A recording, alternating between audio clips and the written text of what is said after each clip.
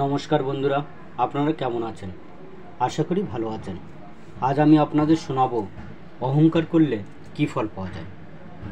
জীবনে আমরা কখনো ভালো কাজ করি, আবার কখনো খারাপ কাজ করি। ভালো কাজের ফলে যেমন সম্মান ও খ্যাতি লাভ করা যায়, তেমনি খারাপ কাজের ফল হিসেবে নিন্দা ও সমালোচনার মুখে পড়তে হয় আমাদের। অনেক ভালো কাজ করার পরেও একটা খারাপ কাজের ছায়া সব ভালো কাজকে ঢেকে ফেলতে পারে। জেনে নিন নিজের জীবনের মাধ্যমে এই বিষয়কে শিক্ষা দিয়ে গেছেন গৌতম বুদ্ধ। একবার গৌতম বুদ্ধ একটি নগরে আসেন। গোটা নগরের লোক তাকে দেখতে ও তার কথা শুনতে ভিড় করে আসেন। গৌতম বুদ্ধের দর্শনার্থী সেই সব মানুষদের মধ্যে ছিলেন শহরের এক ধনী শেঠ। সেই ধনী শেঠ বুদ্ধের জন্য অনেক ধন সম্পদ উপহার হিসেবে নিয়ে আসেন।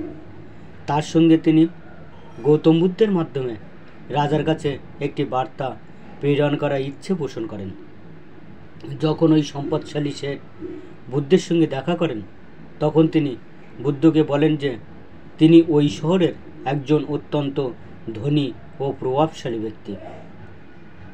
শেঠ আরও বলেন, আমি এই নগরের জন্য অনেক কিছু করেছি, অনেক বিদ্যালয় ও চিকিৎসা কেন্দ্র স্থাপন করেছি, এমনকি আপনি যে বহুমূল্য আসনে বসে আছেন তাও আমার তৈরি। বুদ্ধ চুপচাপ ওই শেঠের সব কথা শুনলেন। বুদ্ধ কোনো কথা বলছেন না দেখে শেঠ যখন ফিরে যাচ্ছেন, তখন গৌতম বুদ্ধ তাকে বলেন, আমার জন্য যা যা এনেছেন তার সব এখানে রেখে যান, কোনো কিছু সঙ্গে করে ফেরত নিয়ে যাবেন না।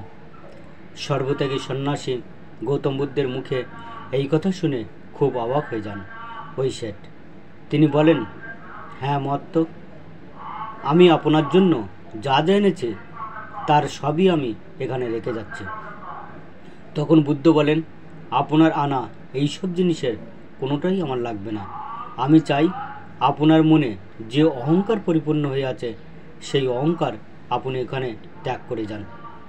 এই কথা শুনে ওই শেঠ নিজের ভুল বুঝতে পারেন এবং নিজের অহংকার ত্যাগ করার শপথ নেন গৌতম বুদ্ধের চরণে।